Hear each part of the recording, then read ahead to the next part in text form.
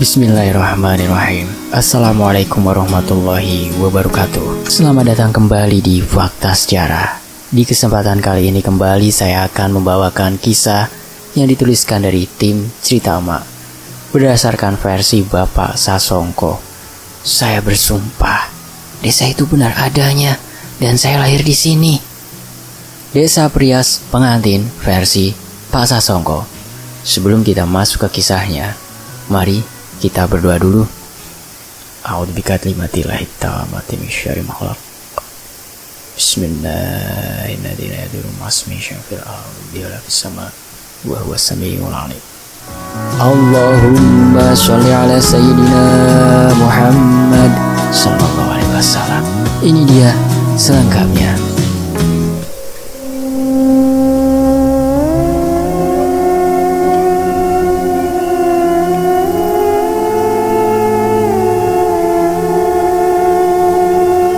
Saya tidak mengenal Mbak Yuli, tapi apa yang disampaikan Mbak Yuli, saya akui bahwa desa Prias Pengantin benar adanya. Itulah sepenggal kalimat yang dilontarkan oleh Pak Sasongko atau akrab dikenal dengan nama Pak Soko. Kita berkenalan sejenak dengan Pak Soko. Beliau adalah tetua di sana yang memiliki peran penting bagi kehidupan warga dusun tersebut. Orang luar masih asing dengan nama desa Prias Pengantin, akan tetapi orang akan mengenal nama dusun tersebut dengan nama desa tersebut. Beliau menjabat sebagai pemangku daerah sana, itu masih baru 8 tahun.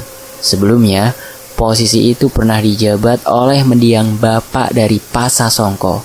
Beliau sangat paham betul warga dusun tersebut. Apalagi beliau lahir di desa itu. Sedari kecil, beliau sudah paham dengan seluk-beluk warga sekitar. Beliau juga sudah paham dengan apa yang terjadi di sana. Etnis yang mendiami kawasan tersebut murni etnis Jawa, tidak ada campuran. Semua warganya orang Jawa asli. Letak dusun ini cukup terpencil. Lokasinya tidak bisa dijangkau dengan kendaraan roda 4. Hanya bisa dijangkau dengan kendaraan roda 2, seperti sepeda motor dan ontel. Becak sama andong kadang masih terlihat melintasi kawasan tersebut. Jarak dari desa itu ke kota kurang lebih 1,5 jam. Itu dengan motor, apalagi kalau pakai becak atau andong atau ontel, bisa-bisa lebih dari 1,5 jam. Lokasinya hampir mendekati kaki salah satu gunung aktif di Pulau Jawa.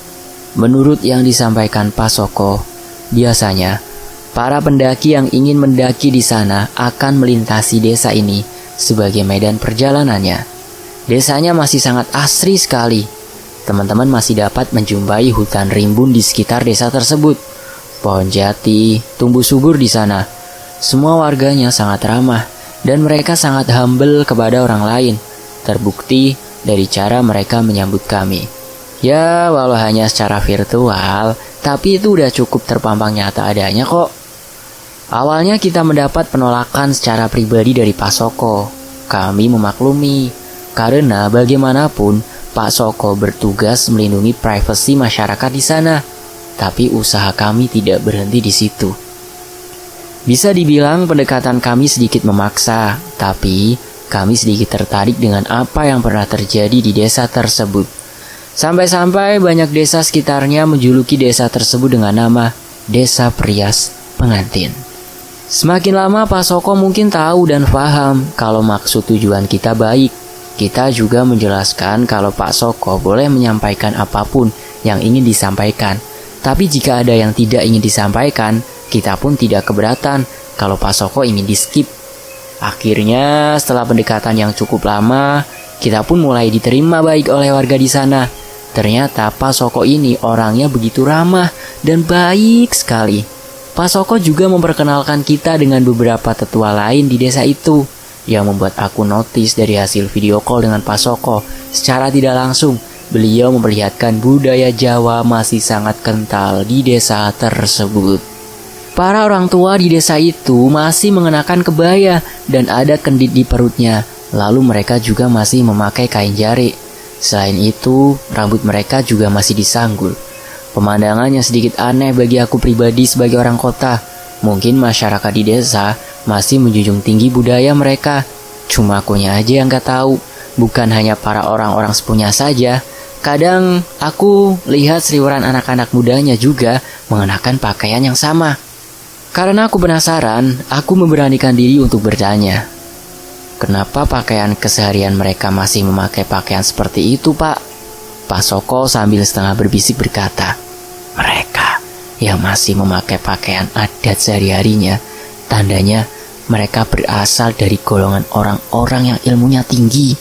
Dari situ, aku sudah mulai paham. Ternyata dari segi pakaian saja mereka sudah ada perbedaan. Pak Soko juga menambahkan, rata-rata orang di sini masih sangat menganut budaya kejawen, Mbak. Jadi unsur magis khas Jawa itu masih kuat di desa ini, kata Pak Soko sembari terus berjalan dari rumah ke rumah untuk memperkenalkan kita. Jadi gini, kita meskipun video call berasa diajak bertamu dari satu rumah ke rumah lain. Dan saat aku amati ternyata di desa itu tidak banyak rumah berdiri.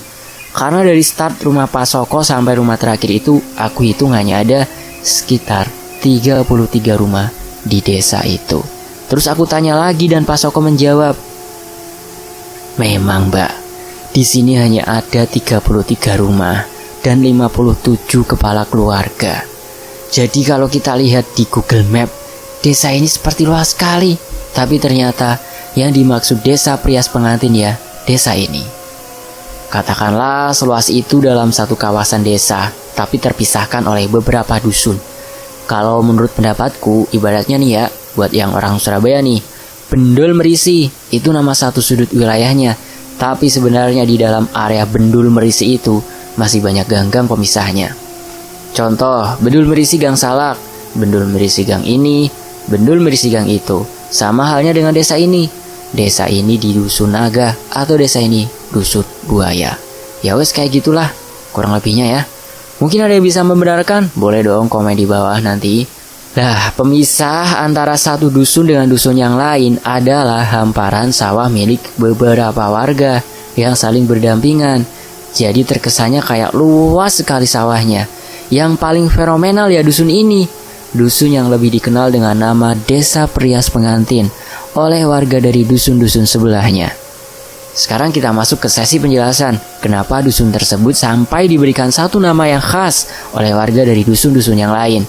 Dusun itu sebenarnya memiliki nama asli dusun itu. Sensor ya, tapi semenjak tragedi itu, dusun ini segala sesuatunya berbeda. Apa itu? Semua warganya yang perempuan tiba-tiba berprofesi sebagai prias pengantin. Kok bisa? Ya karena ada seseorang yang mengutuk desa tersebut di akhir hayatnya. Orang itu berbicara,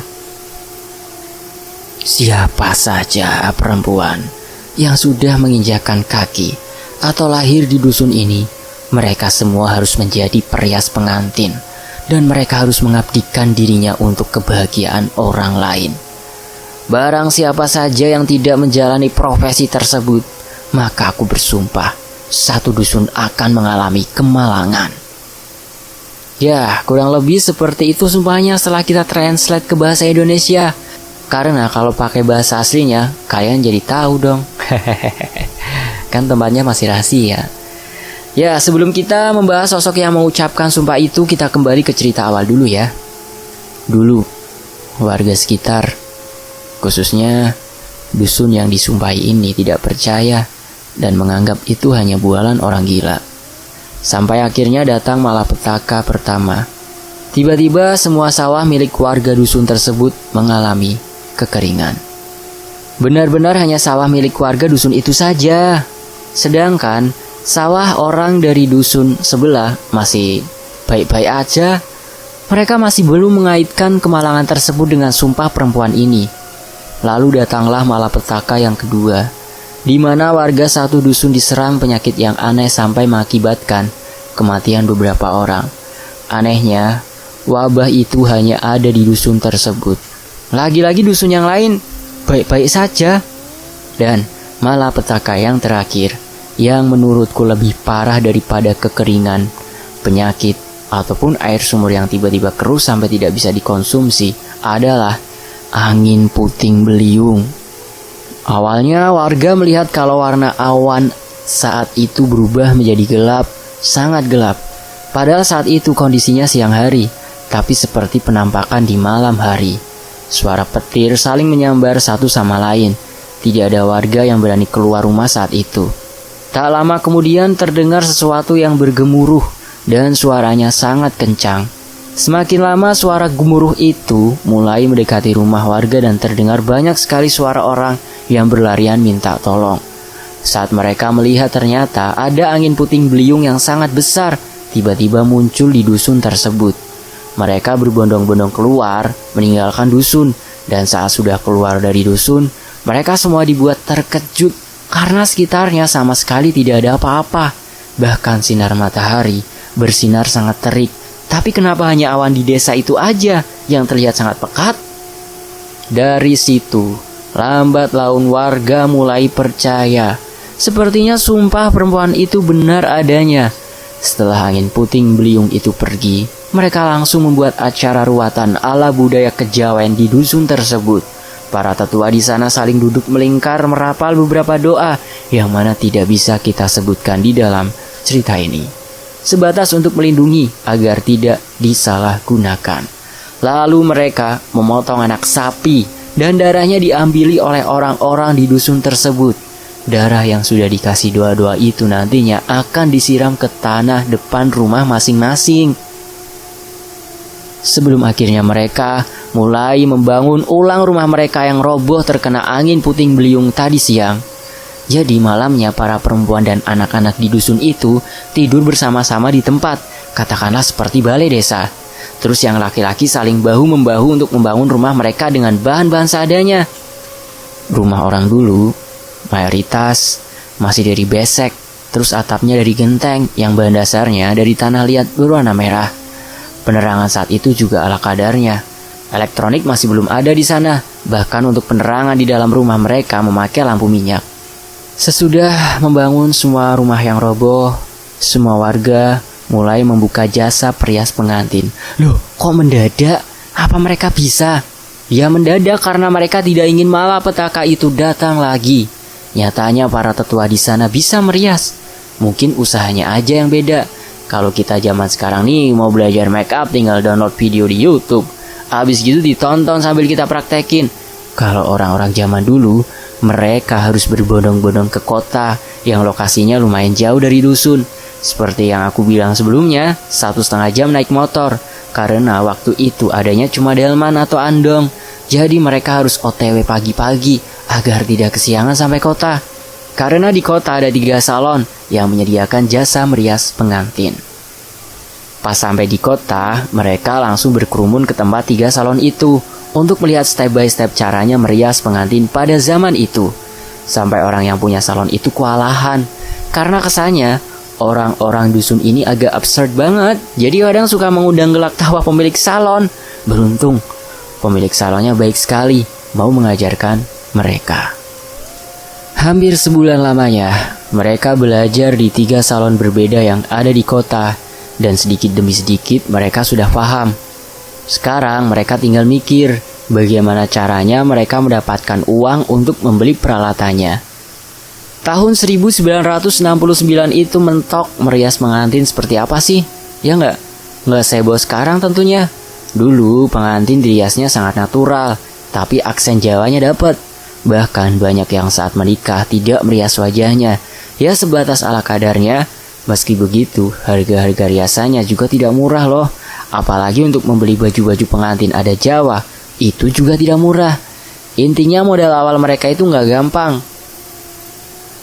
Akhirnya musim panen tiba, otomatis uang mereka udah terkumpul. Lalu mereka pergi mengunjungi salon tempat mereka belajar dan membeli semua yang mereka butuhkan. Hingga tahun 1970 adalah awal terbentuknya desa tersebut menjadi desa perias pengantin. Dusun ini selalu menjadi tujuan warga sekitar ketika hendak menggelar hajatan pernikahan. Biasanya, Mempelai pengantinnya selalu minta di make upin di tempat ini. Katanya, riasan tangan orang-orang dari dusun ini berbeda dari yang lain. Katanya juga aura sang mempelai pengantin akan jauh lebih menonjol ketika dirias wajahnya di tempat ini. Riasannya seperti tidak main-main. Banyak juga yang percaya kalau orang-orang di dusun ini memakai sesuatu ritual yang dijalankan secara turun-temurun di sana. Tapi untuk ini kita bahas di akhir ya. Jadi simak kisah ini baik-baik. Kembali ke cerita. Aku bisa katakan perjuangan warga tidaklah mudah waktu itu. Mulai dari usaha mereka yang berangkat ke kota untuk belajar merias, sampai usaha mereka mencari modal untuk membeli alat rias hanya demi terhindar dari malapetaka kutukan perempuan itu. Kalau kata Pak Soko, ini adalah semacam bentuk karma dari apa yang sudah mereka lakukan. Mereka menghina sampai membunuh orang. Mereka main hakim sendiri sampai menghilangkan nyawa seseorang. Iya, kalau orang ini memang salah. Tapi kalau enggak, warga tidak berpikir sampai ke situ. Meski begitu mereka juga tidak punya hak untuk main hakim sendiri atas dasar kesalahan orang lain, yang mana belum tentu orang itu melakukan kesalahan. Maksudnya gimana sih ini kalimat dari Pak Soko? Daripada teman-teman bingung, kita masuk ke alur penyebab utamanya dan bersiap-siaplah.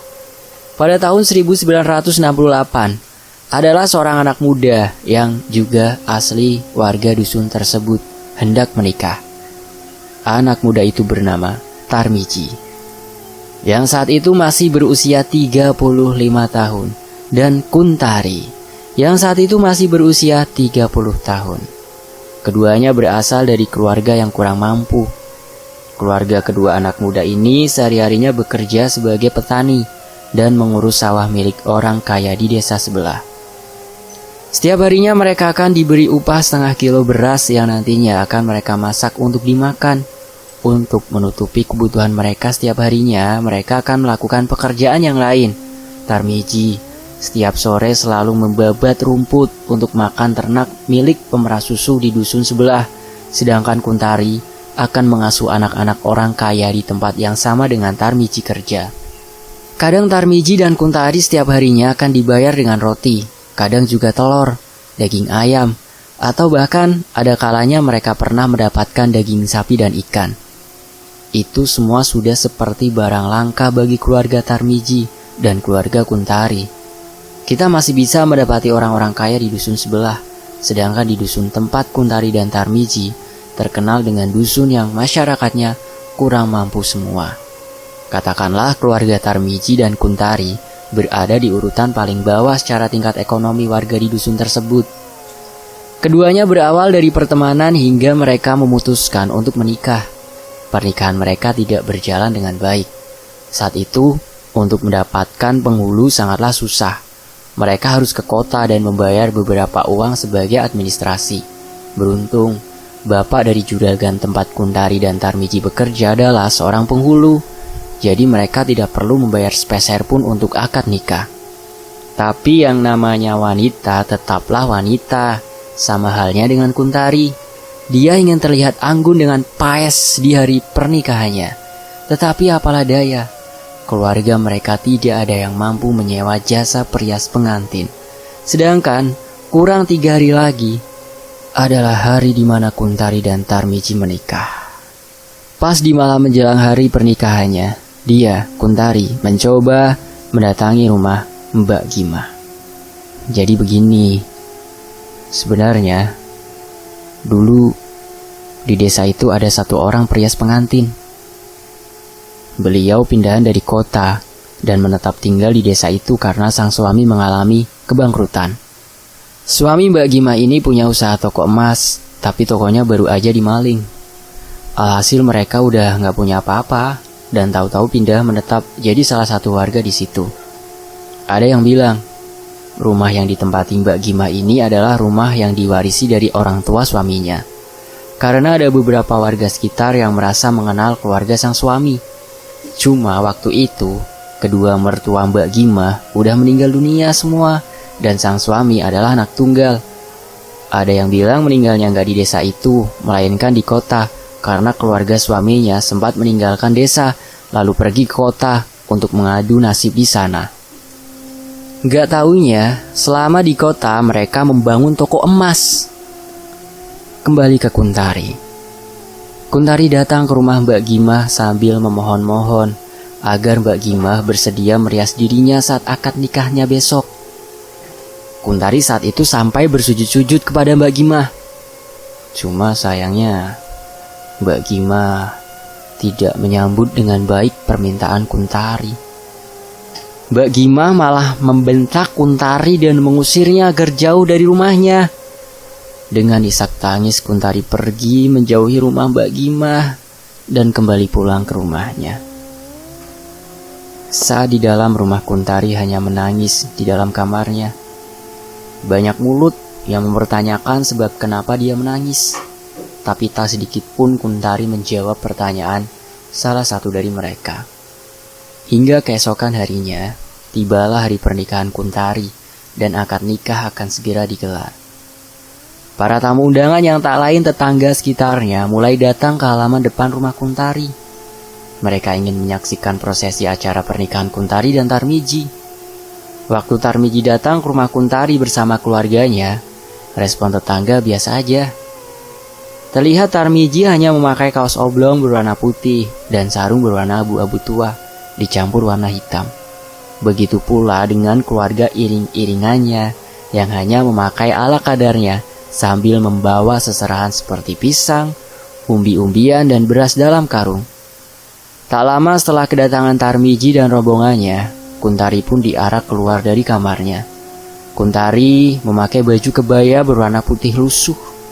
Bawahan kain jarik yang bagian bawahnya ada beberapa titik yang lubang-lubang, dan rambut Kuntari disanggul ala kadarnya.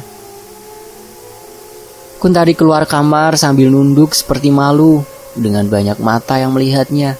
Mirisnya, begitu Kuntari duduk bersanding dengan Tarmiji sambil menunggu detik-detik akad, banyak orang yang justru menertawakan keduanya. Bukan serta-merta tertawa lebar, tapi lebih ke senyum sinis ke arah pasangan muda-mudi ini. Sampai ada yang bilang, cocok yang perempuan miskin, terus yang laki miskin. Nantinya akan terbentuk keluarga miskin. Lagian kenapa sih gak cari laki-laki kaya aja, biar bisa ngangkat derajatnya dan keluarganya. Oh ya lupa, orang kaya mana mau punya besan miskin. Sambil tertawa di depan kedua keluarga yang harusnya berbahagia saat itu. Jadi, jangan kalian pikir orang julid cuma ada di era modern, di medsos. Zaman tahun segitu juga orang julid juga udah banyak. Ya semoga tidak berdampak di keturunannya. Kembali ke cerita. Gara-gara mendengar cemoohan setiap orang yang datang, membuat hati Kuntari terluka dan dia mulai menangis. Tarmiji yang selalu di sebelahnya mencoba menguatkan Kuntari dan meminta Kuntari agar tidak memperdulikan omongan-omongan mereka. Dan acara resepsi pun dimulai. Tarmiji mulai mengucapkan sumpah sehidup semati bersama Kuntari di hadapan banyak orang. Dan setelah itu terdengar suara, "Sah!" Ya, meski masih banyak suara yang silih berganti menghinanya, parahnya, Mbak Gimah datang bersama sang suami ke rumah Kuntari. Awalnya orang-orang mengira kalau Mbak Gimah dan suaminya hanya sebatas datang sebagai tamu kondangan. Tapi ternyata, kedatangan Mbak Gimah malah memperburuk suasana pada saat itu. Baru hari itu semua orang tahu sifat asli Mbak Gimah. Karena warga sekitar mengenal Mbak Gimah, orangnya baik dan santun. Akan tetapi, di hari itu, semua orang terbelalak memandang Mbak Gimah. Dan kemudian, Mbak Gimah dari luarnya rumah Kuntari berteriak, "Semalam gadis miskin itu datang ke rumahku loh. Dia menangis dan memohon agar aku merias dia secara sukarela. Sedangkan aku kan juga perlu makan, apalagi suamiku tidak kerja. Buang-buang alat make upku saja. Lagian kalau tidak punya biaya, jangan memaksakan keadaan. Berias ataupun tidak, juga gadis itu tetaplah jelek. Nanti yang ada merusak makeupku aja." Ya, kurang lebih seperti itu kalau ditranslate ke bahasa Indonesia. Ucapan Mbak Gimah justru mendapat gelak tawa yang semakin besar dari orang yang menghadiri pernikahan Kuntari. Mendengar mulut tetangganya yang semakin lama membuat hati Kuntari bertambah sakit. Belum lagi cacian demi cacian terus diterima Kuntari. Kuntari teriak dan langsung masuk ke dalam kamarnya. Dia mengurung diri dan tidak keluar kamar semalaman. Tarmiji yang sedari awal berusaha menahan diri, lama-kelamaan juga muntap. Dia marah karena sikap tetangga-tetangganya itu dirasa terlalu jahat kepada Kuntari. Langsung Tarmiji mengusir semua orang yang ada di situ dan semua orang pergi, meninggalkan rumah Kuntari dengan sorak-sorai. Keluarga sudah membujuk Kuntari untuk keluar dari kamarnya, tapi Kuntari tak kunjung keluar. Dari luar mereka mendengar suara Kuntari menangis dari dalam kamar. Tapi keluarganya juga tidak bisa berbuat apa-apa. Sampai akhirnya kejadian semalam berlalu begitu saja. Pagi harinya, satu dusun dibuat geger dengan berita Mbak Gimah yang meninggal dengan cara misterius. Tiba-tiba tubuhnya ditemukan oleh sang suami meninggal di latar depan rumahnya dengan kondisi mengerikan. Terdapat banyak luka tusukan di perut Mbak Gimah sampai tubuhnya bersimbah darah. Otomatis, pikiran warga saat itu berpikir kalau Mbak Gimah ini dibunuh oleh seseorang. Gak ada angin, gak ada hujan, semua pikiran orang satu desa langsung menuju ke Kuntari. Tanpa alasan yang jelas, mereka langsung melontarkan tuduhan. Kuntari yang tidak tahu apa-apa didatangi rumahnya. Ditambah provokasi dari suami Mbak Gimah yang seakan semakin menyudutkan Kuntari. Makin tersulut emosi warga saat itu. Sebagian warga datang ke rumah Kuntari dan sebagian yang lain mengurus pemakaman Mbak Gimah. Warga-warga yang datang ke rumah Kuntari langsung menerobos masuk sampai menggebrak pintu kamar Kuntari. Setelah itu, mereka menyeret Kuntari dengan paksa keluar rumah. Di situ, Kuntari merasa kebingungan dengan situasi ramai waktu itu. Banyak mulut yang menyorakinya. "Pembunuh!" Kuntari yang masih mengenakan baju pernikahannya digeret oleh warga ke tengah-tengah dusun. Di sana, Kuntari dipaksa mengakui perbuatan yang sebenarnya tidak pernah dia lakukan. Berhubung Kuntari tidak merasa membunuh Mbak Gimah, jelas berkali-kali dia akan selalu berkata, kalau bukan dia pembunuhnya. Tapi orang-orang ini masih menyudutkan Kuntari hanya karena dia pernah dibentak oleh Mbak Gimah. Bisa jadi setelah itu dia menaruh dendam kepada Mbak Gimah dan memiliki rencana untuk membunuhnya. Kuntari pun membantah apa yang dituduhkan oleh warga kepadanya. Di lain sisi, Tarmiji dan keluarganya hanya bisa menangis menatap Kuntari sendirian di tengah-tengah kerumunan warga. Mereka mau menolong juga, posisinya sedang dihalangi warga. Puncaknya ketika warga mulai main tangan dan memukuli Kuntari seorang diri. Kuntari harus menahan sakit karena dihajar oleh orang satu dusun. Bayangkan, Kuntari yang tubuhnya sekecil itu harus melindungi dirinya sendiri. Apalagi yang mukulin juga kebanyakan bapak-bapak. Dari jauh Tarmiji dan keluarga Kuntari hanya bisa teriak meminta semuanya agar berhenti memukuli Kuntari. Tapi tidak ada yang mendengar omongan mereka. Kuntari masih terus dihajar sampai babak belur. Setelah puas menghajar Kuntari, mereka langsung menggeret tubuh kecil Kuntari ke sebuah pohon yang letaknya tak jauh dari situ. Terlihat wajah dan tubuh Kuntari babak belur. Banyak darah yang keluar dari mulut, hidung, dan telinganya. Kuntari terlihat lemas tak berdaya. Tubuhnya digeret layaknya menggeret bangkai hewan. Posisi Kuntari waktu itu masih hidup. Dia masih hidup meski sudah dihajar warga sebanyak itu. Bajunya sobek di mana-mana. Keluarga hanya menangis menyaksikan ketidakadilan ini. Tangan mereka tidak sampai merengkuh Kuntari, dan Kuntari yang malang harus menderita seorang diri. Tubuhnya diikat di sebuah pohon dengan tampar. Dalam kondisi seperti itu, Kuntari masih disuruh mengaku kalau dirinya yang membunuh Mbak Gimah. Berhubung Kuntari merasa tidak pernah melakukan hal itu, otomatis dia tetap bersikeras dengan jawabannya kalau bukan dia pelakunya. "Weh, tapi Kuntari ini siapa sih?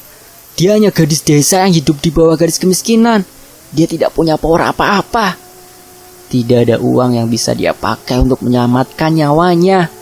Berkali-kali orang tua Kuntari memohon kepada warga agar mereka berhenti menyiksa Kuntari.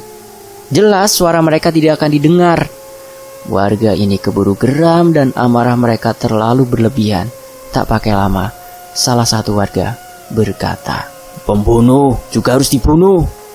Pikiran biadab seperti apa sih yang mereka pakai? Tanpa bukti mereka menuduh Kuntari. Kemudian menyiksa anak malang itu sampai hampir membunuhnya. Keadilan seperti apa ini? Tidak ada keadilan untuk Kuntari. Miris. Benar saja. Setelah ucapan itu ada seseorang yang menyiram tubuh Kuntari dengan bensin. Jeritan Kuntari menyayat hati keluarganya dan di detik-detik inilah Kuntari mengucap sumpahnya. Di mana dia bersumpah kalau semua perempuan di desa itu semuanya harus berprofesi sebagai perias pengantin, dan barang siapa yang tidak memberikan jasanya secara sukarela untuk mereka yang tidak mempunyai biaya, maka satu desa akan menanggung akibatnya. Tujuan dari sumpah itu awalnya bagus, hanya ingin meringankan beban anak-anak yang posisinya sama dengannya dan ingin menikah, agar apa yang dialaminya tidak dialami oleh orang lain. Biar tetangganya memiliki sedikit ulas kasih kepada tetangga-tetangga lain yang masih kekurangan. Berbagi kebahagiaan dengan orang lain itu pahalanya besar, apalagi membantunya dikala orang itu sedang dalam pertolongan. Kurang lebih seperti itu maksud dari ucapan sumpah Kuntari. Akan tetapi, maksud dari ucapan Kuntari berlawanan arah hingga muncul banyak sekali spekulasi. Ada yang bilang kalau itu kutukan dan ada yang mengartikan kalau Kuntari ini gila. Sesudahnya mengucapkan sumpah Kuntari, warga malah menganggap omongan Kuntari hanya sebatas bualan semata.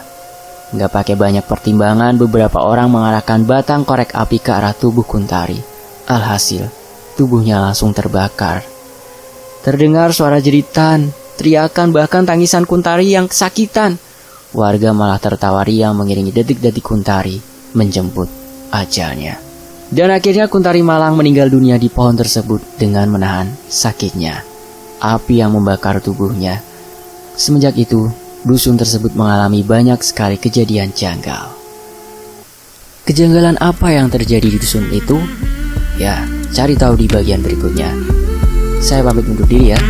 Terima kasih tim Cerita Mak, terima kasih teman-teman. Sampai jumpa di bagian berikutnya. Tetapi fakta sejarah. Wassalamualaikum warahmatullahi wabarakatuh.